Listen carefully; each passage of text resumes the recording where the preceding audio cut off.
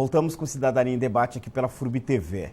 E no programa de hoje estamos falando sobre inovação tecnológica e combate à pirataria. Nosso convidado é o professor do curso de Direito aqui da FURB, Alejandro Arrabal. Alejandro, a gente estava falando no bloco anterior a respeito da pirataria e esse combate, né? E a gente estava inclusive abordando que é importante uma conscientização. Mas temos legislação para fazer o combate à pirataria e punir os piratas? Ok. Bom, essa também é uma questão importante porque é muito comum que as pessoas reivindiquem a aplicação efetiva das leis, né? Isso é uma conquista que a gente teve na sociedade ao longo da história. Eu acho que nesse sentido a gente não pode desprezar esse ganho que a gente teve enquanto sociedade. Agora, por outro lado, a gente vive uma dinâmica que pensar na ideia da lei e das instâncias, né, do Estado punir e reprimir a conduta passa a não ser algo suficiente. Né? Então, ele é importante, ele tem um nível de eficácia, acho que a gente não pode desconsiderar isso, né? Seria uma falácia, acho um equívoco o discurso que menospreza a eficiência das instâncias públicas, né? No sentido ao combate ao ilícito de uma maneira geral e também à pirataria, mas por outro lado, só o viés do combate não é suficiente. Em legislação nós temos muitas leis, né? Já temos a lei de propriedade intelectual que, embora tenha surgido em 98, ela já passa por uma revisão, por uma reflexão, porque algumas coisas realmente são práticas novas e que não estão de acordo com a literalidade do texto dessa legislação. Nós temos o Código Penal, que estabelece uma série de crimes que envolvem desde a questão da propriedade intelectual propriamente dita, até a questão do contrabando, descaminho, né? Então, temos a Lei de Propriedade Industrial, que também trabalha um viés na perspectiva do combate à concorrência desleal. Então, o substrato normativo nós temos, né? Talvez ele possa ser refinado, a gente pode discutir, é necessário que se pense no refinamento dessas leis com base na transformação da sociedade, né? Mas isso já não é mais suficiente, né? A discussão agora, me parece, para esse novo século, né, é o papel que nós temos enquanto sociedade.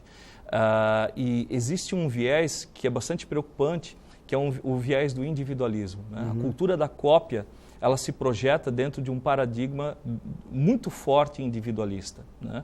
Existe um paralelo bastante interessante, que é a questão do conceito do compartilhar, né? Quando a gente fala em compartilhamento, o sentido tradicional do compartilhamento, ele para todos nós, eu acho muito difícil que alguém não pense a palavra compartilhar como algo que tem relação com solidariedade, né? Quando eu compartilho, eu sou solidário, né?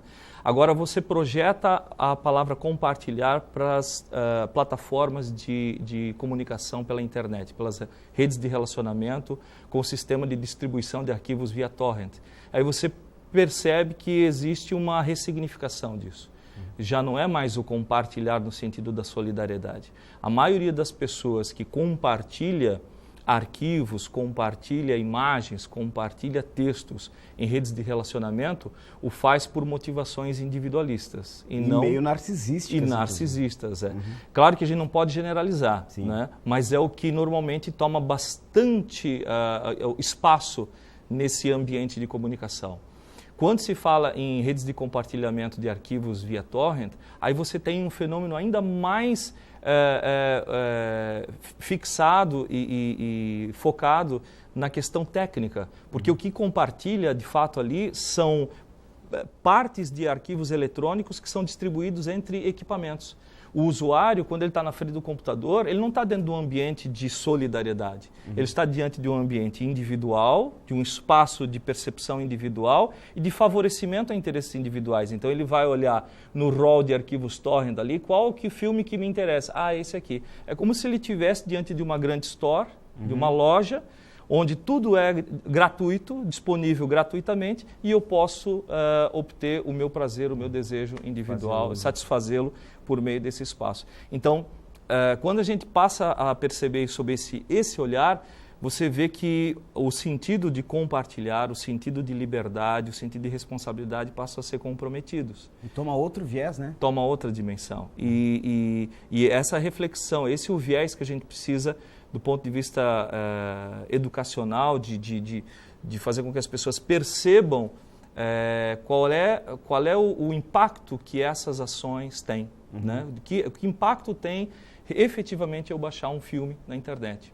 Aí nós vamos encontrar aqueles que vão desenvolver um discurso baseado em algo que, de certa forma, eu acho que precisa ser respeitado, mas ele não é o único discurso, que é o discurso da concentração de monopólios, da concentração de poder econômico, que alguns segmentos industriais tomaram ao longo da história, né, do entretenimento mundial. Né? Então, esse é um cenário que precisa ser discutido? É claro que sim. Né? É claro que sim. Agora, combatê-lo dentro de uma perspectiva que me parece muito falaciosa, né?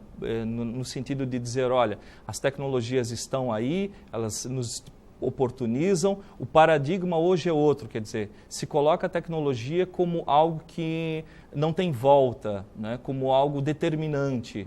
E isso me parece perigoso, porque há uma falsa percepção de que não tem saída, que a tecnologia determina a nossa conduta. Isso é extremamente perigoso. Isso é uma parte da verdade, isso não é toda a verdade. Mas aí quando você fala que isso é perigoso, eu acho que é interessante a gente também refletir, porque não deixa de ser um problema econômico, político, governamental. Sim. O que o município e o Estado estão fazendo nesse sentido? Existe um conselho em Blumenau, inclusive.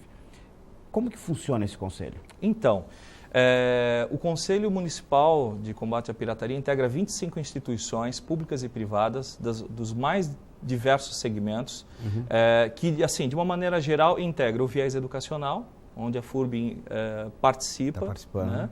Há outras instituições de ensino também participantes do Conselho da região. Nós temos também o governo em várias instâncias, inclusive a educacional também. Governo municipal e estadual. Municipal, estadual. Nós temos algumas entidades privadas, né, como a ABS, que é a Associação Brasileira de Empresas de Software. Nós temos outras entidades focadas em interesses privados, né, de empresas que prezam pela questão da propriedade intelectual numa perspectiva privada. Né? Mas a ideia do Conselho é uma sinergia, né, um fórum de discussão, de debate e de ações no sentido de buscar alternativas para minimizar esses impactos. Quais as alternativas que o Conselho busca? Bom, há uma atuação em várias frentes. Né? Uma delas, o próprio espaço nosso aqui de discussão, de alguma maneira já integra esse viés numa perspectiva educacional. Né? Mas existem ações concretas mesmo no sentido de coerção, de combate, promovidas pela Polícia Civil, pela Polícia Militar, né? E que, vez ou outra, são noticiadas também, no sentido de apreensões, né? E que são bastante densas, mas ao mesmo tempo se sente por parte dessas entidades uma dificuldade muito grande, porque o lado pirata ele é muito forte também. Né? Olhando na perspectiva econômica, aquele que faz numa dimensão global a ação pirata, ele não é um idealista. Né? Há uma perspectiva de muitos jovens de que o símbolo pirata ele não seja todo esse mal que é noticiado por aí. E aí nós temos um desdobramento, que eu acho que está bem claro hoje em dia, a gente precisa discernir. Existe o pirata oportunista, né, que é esse que realmente projeta uma série de problemas do ponto de vista econômico, cultural, e existe o pirata idealista. O pirata idealista é aquele que nasce, tem sua vertente no viés das tecnologias de informação. As pessoas que atuam no desenvolvimento de softwares, né, o modelo do software livre, tem toda uma ideologia que é uma ideologia que não passa necessariamente pelo viés oportunista. Ela passa por um viés de ideal de democracia, por um viés de ideal de liberdade de expressão, né, que em boa parte precisa ser adequadamente percebido. Né? Então, quando a gente conversa, quando a gente fala com a sociedade sobre isso, um jovem que possa estar nos assistindo, que vive a internet, que vê no símbolo pirata o símbolo não do oportunista, mas daquele, o símbolo da jovialidade, da inovação, do novo, do criativo, né? Acho que todos esses valores ele precisa cultivar, mas ele precisa tomar cuidado no discurso, porque o discurso que é o discurso muito favorável a valores que são comuns, ele é fácil de captar. E o receio é de que, sob um discurso falacioso, sob um discurso clientelista, aquele que é o oportunista ganha espaço. Então, todo cuidado, né? Alejandro, eu quero agradecer a sua vinda aqui no Cidadania. A gente que agradece. Né? A gente fez um rápido esclarecimento sobre pirataria. E a gente espera ter sua participação em outras oportunidades aqui para a gente orientar nosso telespectador. Ótimo, obrigado. E sempre que for possível, estaremos aí. Valeu. Tá.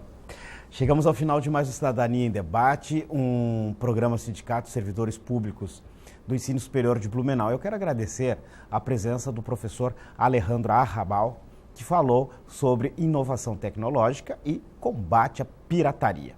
Também quero agradecer a você que esteve ligado no nosso programa. A gente volta a se encontrar para um novo assunto na próxima segunda-feira, a partir das 20h30, aqui pela FURB TV. Tenham todos uma boa noite e uma boa semana. Tchau.